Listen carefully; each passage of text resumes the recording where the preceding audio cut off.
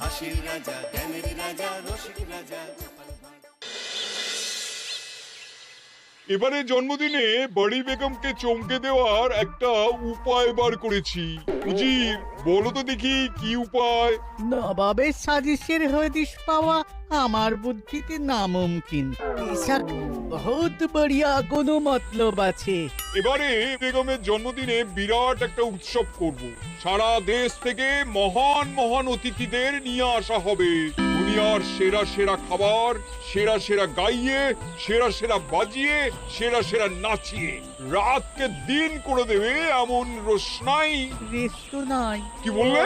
বহুত বড়িয়া আপনার সোচ, লেকিন মাফ করবেন হুজুর, রাজকোষের অবস্থা খুবই খারাপ। উৎসব করার মতো তো রেস্তু নাই জাহাপানা।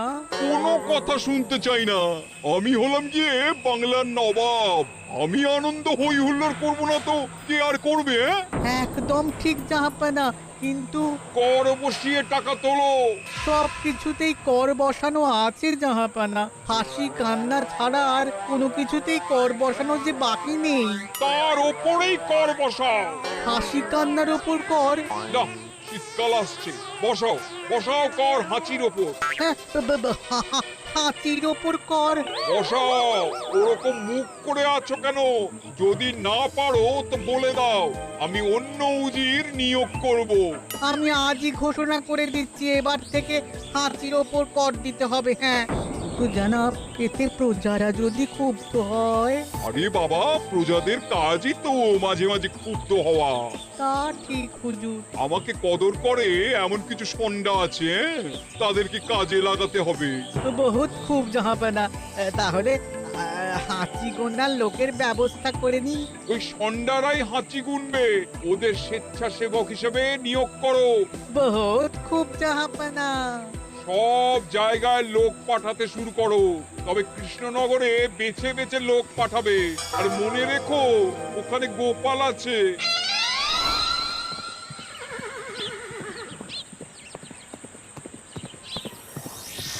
সব জায়গায় কর আদায়কারী পাঠিয়ে দেওয়া হয়েছে জাহাপানা। আপনার কথা মতো তাদের বলে দেওয়া হয়েছে যে আদায় হওয়া করের 10% তাদের বেতন হিসেবে দেওয়া হবে।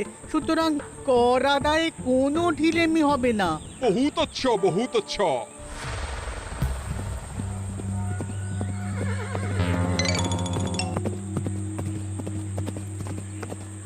হ্যাঁ, তুমি ঠিক পড়েছো তো মন্ত্রী? হাঁচির উপরে কর?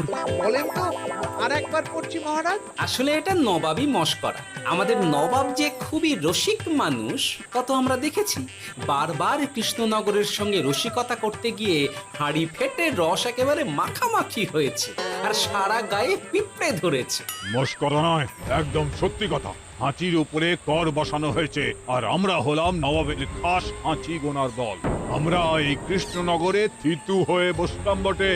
এবারে হাঁচি গুনবো আর মোহর আদায় করব। গোপাল, তুমি কি বলো? সর্দার, তোমাদের এখানে আসা একেবারেই লোকসান হয়েছে। কেন মশাই? আচ্ছা, আপনি গোপাল? না না, আপনার কোনো কথাই শুনবো না। আমাদের পই পই করে বলে দেওয়া হয়েছে, গোপাল হইতে সাবধান। সর্দার, আমি তোমাকে সাবধান হতেই বলছিলাম। হাঁচি ধরতে গেলে তোমাদের খুব সতর্ক থাকতে হবে, কারণ এই কৃষ্ণনগরের বাসিন্দাদের শরীর স্বাস্থ্য এত ভালো যে এখানে কেউ হাঁচে না, কাশে না, ঢেকুর তোলে না, ইয়ে করে না। বলেন কি মশাই? এটা তো নবাবকে জানাতে হচ্ছে। যাও যাও, এক্ষুনি মুর্শিদাবাদে ফিরে গিয়ে নবাবকে জানাও। ওরে, কেউ এদের যাওয়ার ব্যবস্থা করে দে। ওই তো হেঁচেছে। হাঁচি এক, পুরো এক মোহর। হাঁচি দুই, দুই মোহর। আরে, এটা তো হাঁচির বাচ্চা, এটা তো ধরলে চলবে না। কেন? হাঁচি হলেই তো হলো। কি করব সর্দার, লিখবো? দেখ, একবার গুনে যখন ফেলেছি পুরো ছাড়তে পারবো না। আধমোহর লেখ। এটা কাশি, কাশিতে কোনো করের কথা নেই। লেখ লেখ লেখ লেখ লেখ। হাঁচি তিন, পুরো 1 মোহর। হাঁচি হাঁচি 4,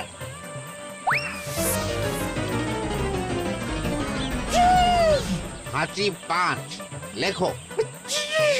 হাঁচি 6,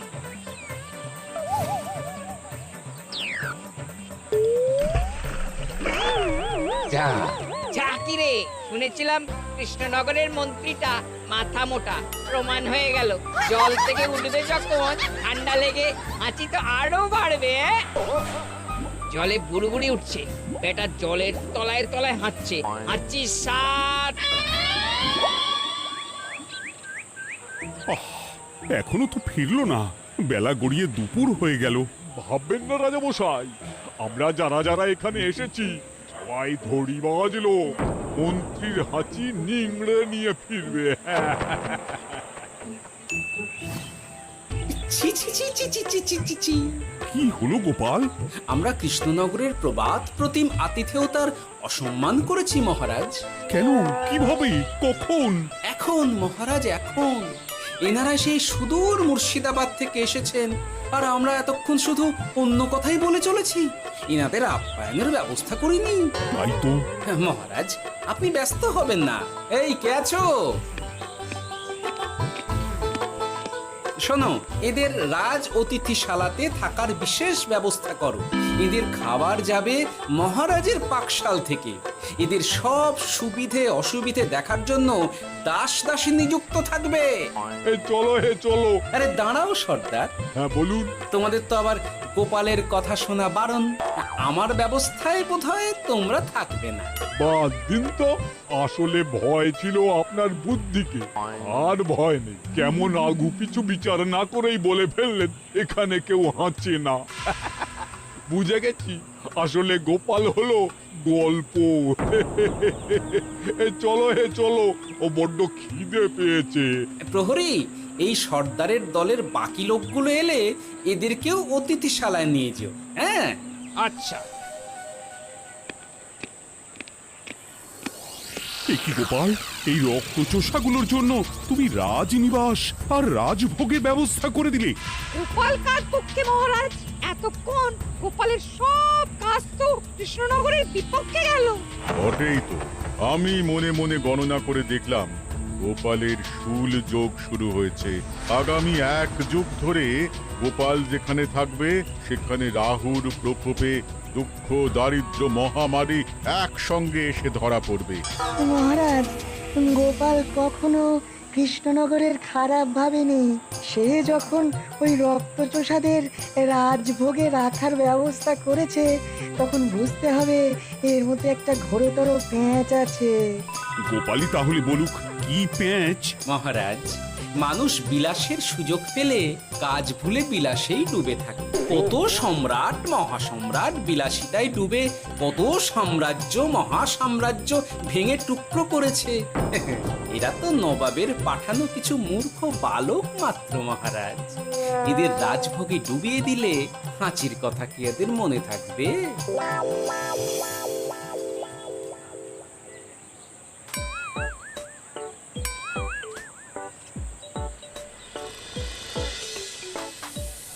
কি ব্যবস্থাপনা সব ঠিক আছে তো? হ্যাঁ হ্যাঁ, খাসা ব্যবস্থা হয়েছে। আপনারা আমাদের অতিথি বলে কথা, আরাম করুন।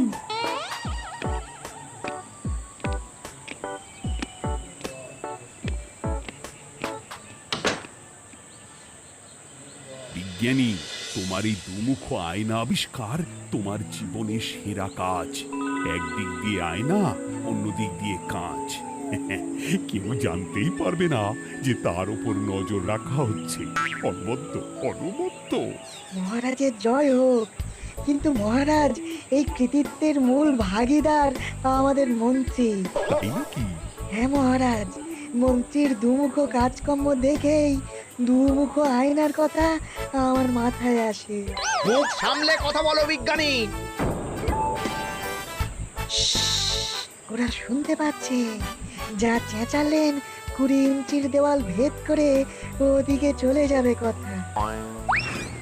এই কে যেন কাকে মুখ সামলে কথা বলতে বললো? ওই ওই বাইরে কেউ বলেছে। এই তোমরা সবাই শোনো, অতিথিদের যেন আদর যত্নের ত্রুটি না হয়। আমি আর যাই, কাল সকালে আসবো, কেমন? গোপালকে নিয়ে নবাব আর উজির যেমন ভয় দেখিয়ে দিয়েছিল, গোপাল কিন্তু সেরকম নয়। এই তোরা কি বলিস? না না না না না না, গোপাল একটু ওই হাবা গোবা আছে দাদা। দেখো দেখি কেমন বুক পেতে দিয়েছে। এবার ওদেরই বুকে বসে ওদেরই দাড়ি ওপরাবো। গোপালের জবাব নেই, ঠিক সামলে দিল। মহারাজ, এই প্যাঁচটা আমার মাথাতেই এসেছিল, কিন্তু ওই যে নাকে মাছি ঢুকে গিয়ে সব বরবাদ হয়ে গেল। মহারাজ, এই পরিকল্পনা যদি মন্ত্রীর মাথাতে আগে এসে থাকে, তাহলে এদের মন্ত্রী আমার চেয়ে ভালো করে সামলাতে পারবেন মহারাজ। বটেই তো, এই দায়িত্ব আমি নিলাম মহারাজ।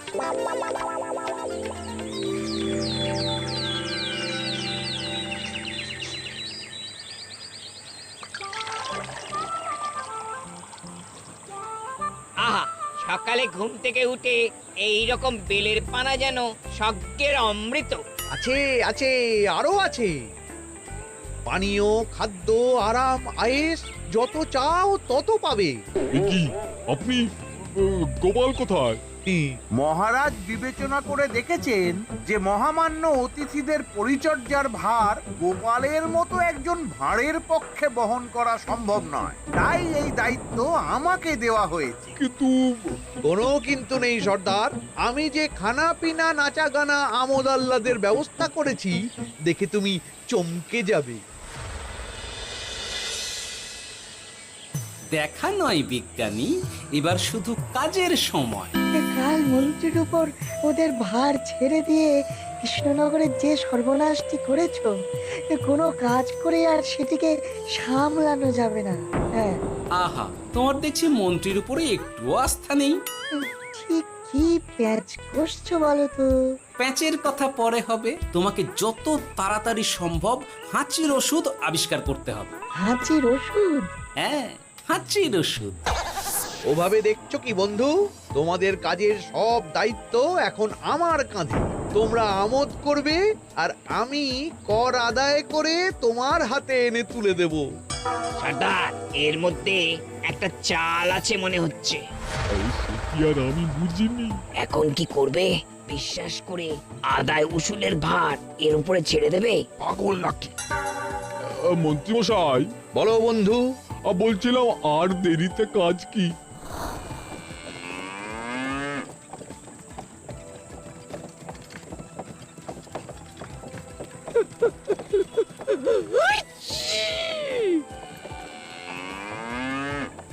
মন্ত্রী, লেখো হাঁচি এক।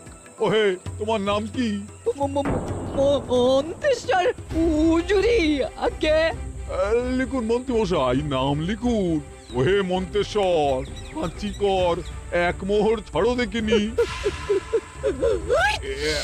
হাঁচি দুই। আরে যাও, দৌড়ে গিয়ে দু মোহর আদায় করে আনো। ওরে, তোরা সব কৃষ্ণনগরের কোণে কোণে ছড়িয়ে পড় দেখি, একটা হাঁচিও যেন বাদ না পড়ে। হ্যাঁ,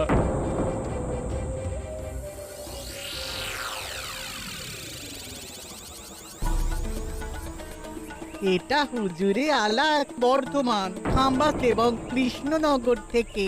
চমৎকার চমৎকার। তাহলে গোপাল কিছু করতে পারেনি, আমাদের যুব শক্তি কৃষ্ণনগরকে পুরো নিংড়ে নিয়ে আসছে।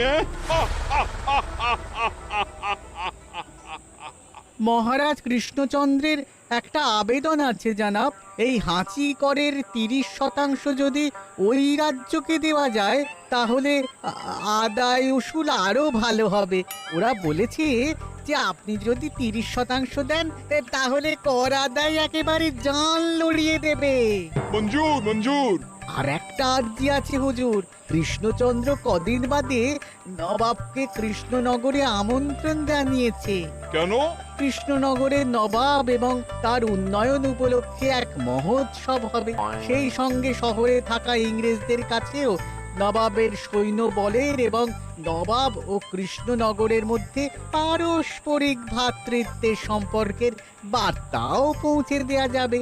নবাবের অধীনস্থ রাজারা নবাবের শত্রু, এই রকম একটা ধারণা থেকে ইংরেজরা ইদানিং বেপরোয়া হয়ে উঠেছে, তাতে লাগাম উঠবে। বহুত খুব, মঞ্জুর মঞ্জুর মঞ্জুর।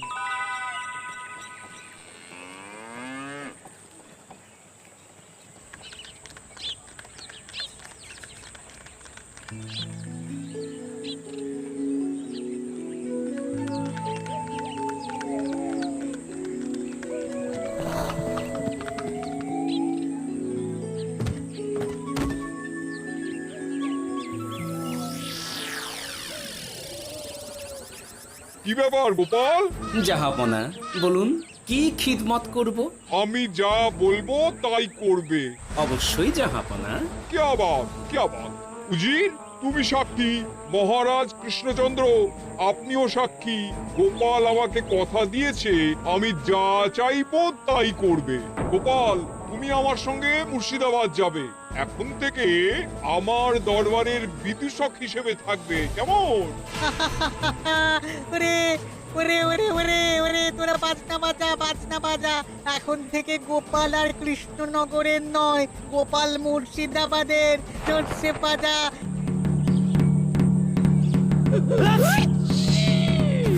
কি হলো? হুজুর, মনে হচ্ছে আপনার সৈন্যদল হাঁটছে। হ্যাঁ?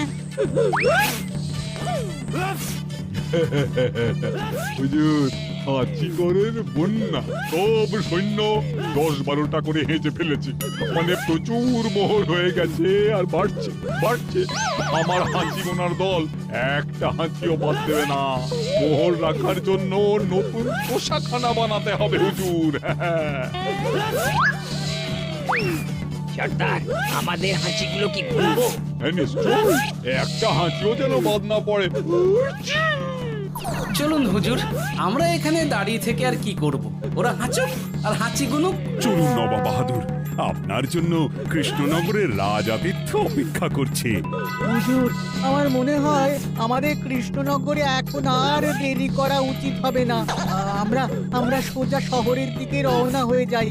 শহরের ইংরেজদের শিক্ষা দিয়ে ফেরার পথে আমরা কৃষ্ণনগরের আতিথ্য গ্রহণ করব। সে কি?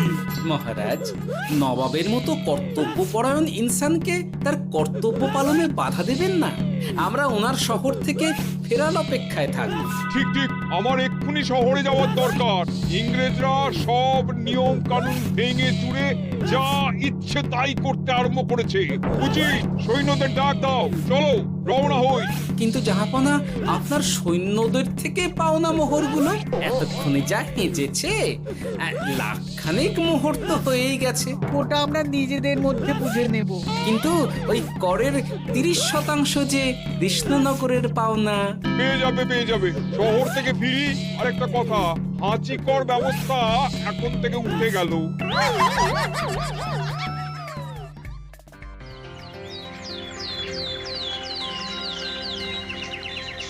মহারাজ, কিভাবে গোপাল ভাঁড় মহাশয় নবাবের উন্মাদের মতো জারি করা ওই হাঁচিকর থেকে আমাদের সকলকে রক্ষা করেছেন তা আমরা সকলেই জানি। খাম্বাজের তরফ থেকে তাই গোপালকে সামান্য উপহার।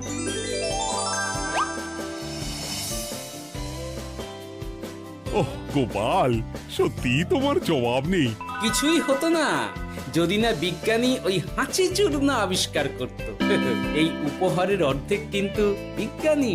সবই তো বুঝলাম, নবাবকে সৈন্য সহ নিমন্ত্রণ থেকে সৈন্যদলকে হাঁচি চূর্ণ মাখানো, চাঁদোয়ার তলায় ঢোকানো পর্যন্ত।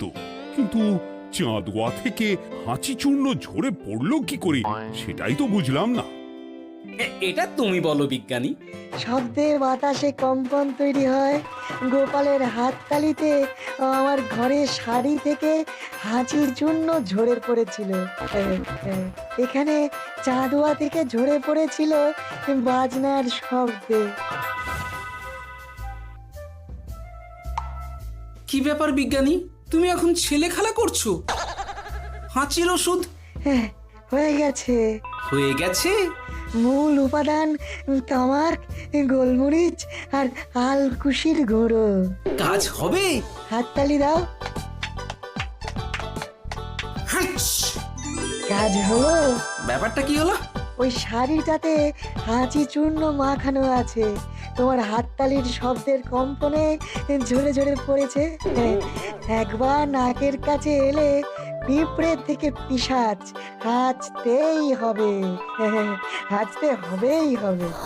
নবাব যদি বাজনা বাজাতে না বলতো। আমাদের বাজনদাররা তৈরি ছিল মহারাজ। যাক, সবই ভালোই ভালোই মিটে গেল। যার শেষ ভালো তার সব ভালো। ব্যাস, এখন শুধু একটাই কাজ বাকি। নবাবের কাছ থেকে করের 30% বাবদ পাওনা মোহর মুর্শিদাবাদে গিয়ে নবাবের কাছ থেকে তুমি নিয়ে আসবে। আচ্ছা মহারাজ। হাসির রাজা জ্ঞানের রাজা রসিক রাজা